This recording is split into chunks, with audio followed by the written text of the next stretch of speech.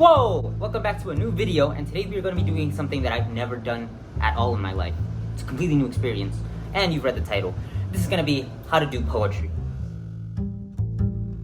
Now, this is going to be a little bit of a fun leisure activity that has a few questions overall that I'll have to answer. This is partly done for this creative video, and also a little bit for a class, so some of these questions may be a little bit more specific for that. We'll see how this video goes, but with that being said, let's get started with some poetry. Time is 4:30, so we're reaching somewhere around 5:30 to finish this entire project. It should take about 45 to 60 minutes. Let's get started. So before we get started, or actually I guess whilst we're getting started, let's get out with a few basic essential comments that have to be stated. So we're gonna be doing poetry. We're gonna figure out how to do poetry. And again, any prior knowledge has not really been given or had, except for maybe years down the line now, to the point where I've forgotten. So with that being said, let's get started on how to poetry. The internet, what can you say?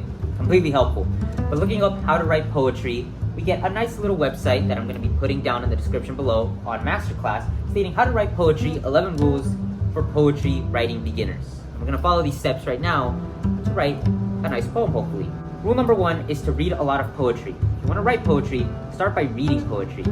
You can do this in a casual way of letting the words of your favorite poems wash over you without necessarily digging any deeper meanings, or you can delve into analysis. Dissect an allegory in a Robert Frost verse, ponder the underlying meaning of Edward Hurst's poem, retrieving the symbolism of Emily Dickinson's work, do a line-by-line analysis of William Shakespeare's sonnet, simply let the individual words of the Walt Whitman's elegy flow with emotion. So we're gonna look up a couple poems now.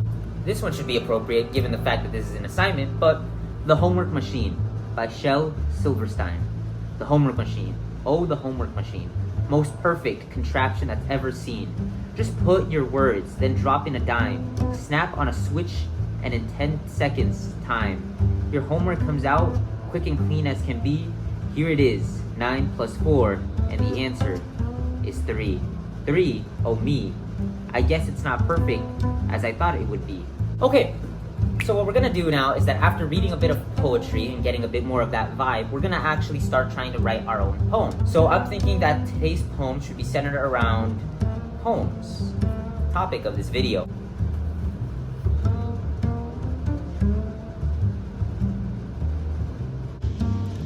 Poems.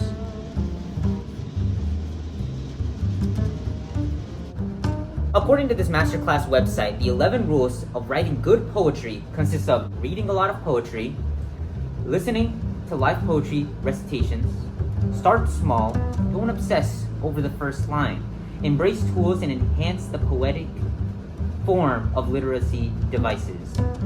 Try telling a story with your poem, express big ideas, paint with words, familiarize yourself with myriad forms of poetry, and connect with other poets. Remember, what you're trying to do is like a paintbrush, painting your words down, trying to convey a painting overall instead of a more direct form of words. The difference between telling a story, being the words describing the situation, and poetry, where you're painting a type of visual that the reader also has to try to figure out. So after reading a few poems, overall they were very illuminating to the type of craft that we're working on. But from here on out, we're gonna go on and write our own poems. So we're gonna use all these steps and try to make this poem about how to write poems. Now, when it came to writing this poem, I ended up looking up define poem just to get a more clear look overall of what it is. It's important to kind of flow it overall and get a nice little hook overall to the type of writing that you're starting off with. So as you can see here in the beginning, it states off by saying, I lie still in my chair, my eyes dawdling at the brush that will convey my beliefs in the form of words. I think it's pretty obvious overall what I'm trying to say. Now again, this is my first time really trying poetry, so hopefully it's not complete garbage, but hopefully it's also a little bit entertaining. It gets your attention overall. But from what we can see right here, obviously the artist or the poet right here is looking at their brush or pencil or writing utensil in order to come up with the words that they will be using to project whatever they're trying to say. And I ended up following with the keyword of brush, given the fact that it's painting similar more to painting compared to just dictating through words, to have this visual of painting down your beliefs overall, or whatever you're truly thinking. I thought beliefs was the right word for this type of scenario, and let's keep moving on and seeing what else we can write from here. I think for my following step, what I'm going to try to do is I'm going to try to flow a little bit more beyond just poems in general, like beyond just writing. I want to go a little bit more in depth with the emotions that may be conveyed through poems. So I guess you could say that the author, the speaker of this poem, is going to be a little bit more mixed with their emotions, a bit more on the positive and negative side overall. Something that I find interesting when it comes to poetry and poems is that you're not really writing an entire sentence. It's a lot more of like little chunks that make a big chunk overall. So like for instance right here when I was writing, I said I muster the courage to write as I, and I erased the as I because I was about to go more in detail as to how this person may be feeling when that's not the goal. The goal is to simply let you kind of get that visual, that kind of aspect overall. It's hinting to it in a form that's unique. It's a little bit more personal and takes a little bit more effort, I guess you could say. Okay. Now this is taking an interesting turn because whilst the original poem was supposed to be focused around poems, and it still is, it's flowing a little bit more different. So whereas the beginning was a lot more centered around poetry, it seems to have now taken a little bit of a unique turn overall. Stating, I muster the courage to write, emotions rage through me. I write about her. Who is this her, you may say? Well, as of writing this right now, I am thinking that this is the author's mother. By author, I mean whoever's the main protagonist of this poem. Obviously, I wrote this poem, but I'm not writing about myself. I'm writing about somebody else who's writing about poetry. So this takes an interesting turn overall, because now we're flowing from just simply writing to now a little bit more of a personal take. But what does this mean, you may say? Well, let's see what happens from here on out. For this third area of the poem, it's centered around a lot more of her. I would call this the her section because every sentence starts with her. I figured it was important that since we were discussing someone like a mother, and because we had already mentioned how difficult it was to write, or to lift your pencil or writing utensil to write this type of letter, or this type of poem, that it must be someone that's important that has left a strong sense of emotion. Hence the mother. But also, due to the starting with every her, we start off by something a little bit more positive. Her smile and nurturing feel. Her fumes and dictatorship, anger. Her laugh and presentation. I thought a little bit more of, not just positive like, oh, how safe she makes me feel, but this is more of a happy feel. And now, her decay and stillness. Clearly, this can be somebody that's either slowly lost themselves, whether it may be through an illness of some sort, or the more obvious one would be death. Her decay and stillness no longer being here. It never hurts to take a look at a little bit of other sources just to get a little bit more of a grasp as to what you're saying. Now remember, copyright and stealing, copying is not okay. You definitely get in trouble for that, so don't do that. That's not right. But we're gonna be looking at poems about death just to get a little bit more of a familiarization and a little bit of inspiration for how we're gonna finish off this poem. So I'm taking a look at this poem called Our Deepest Sympathy, which it states, to send our deepest sympathy just doesn't seem like enough. We know how your grief must burden. We know how your grief must burden you. How this time must be so rough. But try to believe in your heart of hearts that your pain won't last forever, that your sadness will lighten a little each day, and that you'll eventually feel much better. When that day comes, your memories will focus on the good, not the bad. Instead of feeling the burden by tears, you'll cherish the happy times you had. So this poem is clearly centered around somebody who's had a loss in someone. It's a little bit more of eventually the pain will go away, but the memories will stay forever. Now, this poem is titled Poems. So we are discussing somebody that has left this person, but we're gonna try to go back into the topic of poems. We're gonna go like this: discussion of poems, a little bit more of mustering the courage to write, whilst being a little bit more in depth with the context of the writing, going more in depth of that context, and now we're gonna go back to the physical aspect of writing a poem. For our fourth section of our poem, it states, "The brush glides through the parchment, quick and swift as I lose track of time. I lay still as my mind takes over and my hand obeys." This one doesn't sound as good. It's giving out the right message. This is exactly what I'm trying to do, but what doesn't sound as good is some of the word choices. Sometimes it's okay to just read it out loud and make sure that it all sticks. Quite frankly, let's try doing that right now so far with what we have. Sometimes you don't have to be as literal. Now, I thought about this word, and I wasn't entirely sure if I'll put it, but as I thought about it, it hit me that it could still work. The brush that will convey my trust. Why trust, you may say?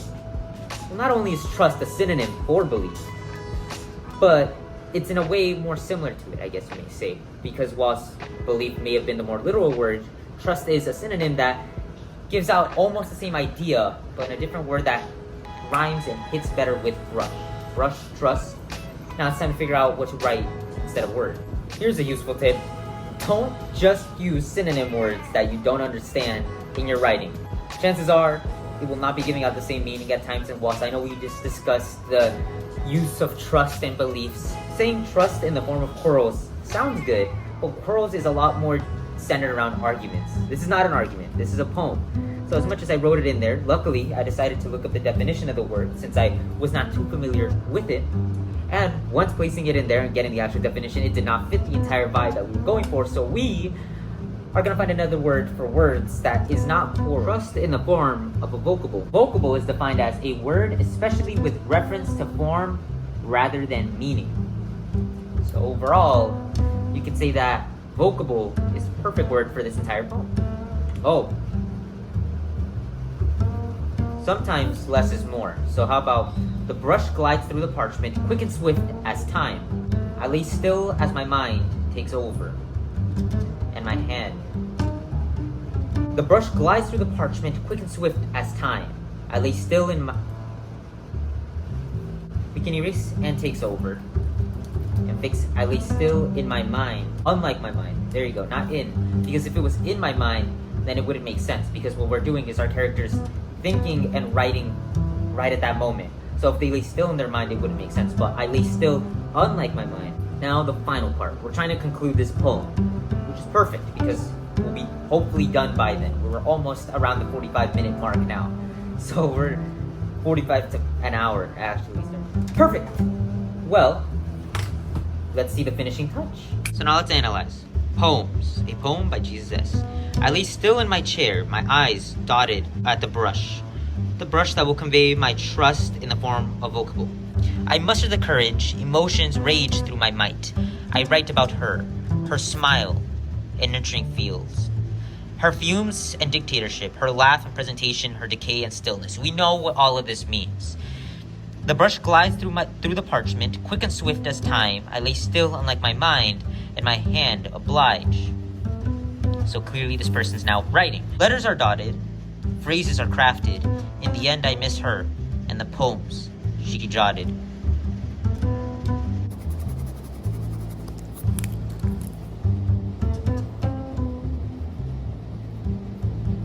This is very difficult with a camera. Hold on. Letters are dotted, phrases are crafted.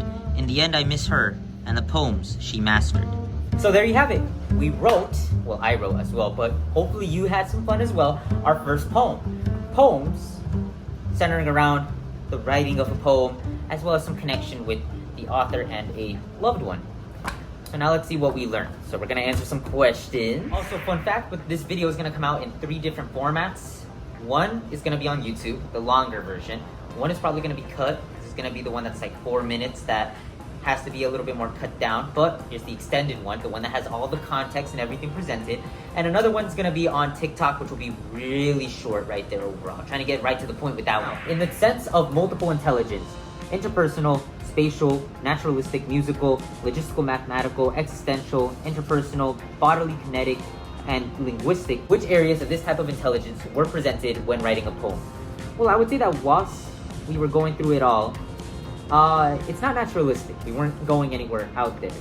You could say to an extent that musical does hold some elements, as you have to be very precise with your words. Just as you're careful with the way that you form music, you could say that you're being careful with the way that you form words in this sense. I don't think logistical and the mathematics is really what's present in this, And I don't think that whilst you can add some existential aspects to your writing, in this particular writing, it wasn't very much in the existential side, although it's very much something that can be present when it comes to poetry. Interpersonal does hold some sort of intelligence when it comes to this. When it comes to analyzing a poem, you definitely need to analyze the way that a person may feel and what their motives may be. So in that sense, that is very much present in the sense of intelligence when it comes to poetry, but there's no bodily kinetic. There's no physical, out there activity that you're doing when it comes to this. Linguistic is certainly present in the most primary form of intelligence that's presented in this form of craft, as you are finding the right words to express what you mean when it comes to writing. You can't be as direct, you have to be careful with what you say, kind of like a brush instead of, again, a pencil dictating exactly what you're saying. I would say that there's not really that much spatial aspect, but it is also very intrapersonal, as you're also trying to figure out what you are trying to say. What are you trying to say and what your feelings may be, as well as when it comes to this form of writing. Form of a wellness wheel, and it's right here. In terms of emotional, occupational, intellectual, environmental, financial, social, physical, and spiritual, I would say that poems or poetry can definitely fall under emotional, occasionally occupational, depending on if your occupation is writing poems, intellectual, social in some aspects as well, and even possibly spiritual in terms of that wellness area. You're forming a very deep connection when it comes to your emotion. If you're in an occupational side, it can definitely help in terms of when you're writing. Sometimes it may be with English, sometimes it may be through any form of writing, getting a little bit more of a closer connection as to how someone may feel or write or present themselves, and so forth. There is a bit more of an intellectual side, as you have to be a little bit more precise and careful with your words. Again, you're not giving out the answer to anybody. You're trying to make them find the answer overall of what you're trying to say and how you're trying to say it. You're trying to find yourself an answer and a path, just as the reader may be doing the same as well. Social is a little bit more divisive, but there are aspects where you can express your poetry or your poems with groups, and therefore have a sense of community that grows on in that format. And spiritual, whilst not the most obvious, there is a sense of spirituality that can be connected when it comes to your writing. But that one can be very much tippy-toed. Honestly, spiritual probably does not fully count, but you can also, in some aspects, count it as a form of wellness, as you are forming a bit of spirituality when it comes to your writing and presenting yourself in the form of paper and ink or lead or whatever that may be. In terms of how I felt before, during, and after this project, I would say before I felt a little bit worried. I had another activity that I was planning on doing, but had to move that, so we're doing poems now in poetry. And I really did find this outfit perfect for this type of video and type of vibe that I was going for. So I had to find time, make it, and now I'm a little bit just worried when it comes to after in regards to editing this to 4 minutes, a longer video, and short. So it's a lot more editing for me later on this upcoming week. But when it came to during the poem, I found it pretty fun because it was a lot of me figuring out the right words and trying to put that all into the paper and trying to express this story without being a story that's written, more flat and straightforward. Granted that not all stories are formed like that, but still, it's a lot more carefully chosen when it comes to poetry. A fun fact that I learned about doing this was probably just being more careful with your words and that connection that you can have with poetry being more like a brush and a painting compared to a pencil and paper writing down your words in a more straightforward path. But yeah, I would definitely do this again. It's a very reflective type of activity. It helps you reflect a lot on how you're feeling, and it's a nice way to just write down things without having to be just very obvious when it comes to it. A nice little short story, you may say. As for anything interesting or any other thoughts, I would say just check out the masterclass link down below because it gives out a lot more of an extensive detail per each section, but definitely a lot more useful tips down there as well. But when it comes to this poem, I found all the tips useful, and just to successfully write an entire poem, I just feel very satisfied. This was a pretty good activity. I look forward to doing some more down the line. And that's it for writing poetry. Thank you so much for watching. There's gonna be 3 verses to this, so hopefully the editing's pretty good. But overall, I would say thank you so much for watching. Have a sunny day, and I'll catch you all later. And also have some fun. Write some poetry as well. This was a fun activity. All right, catch you all later. Peace.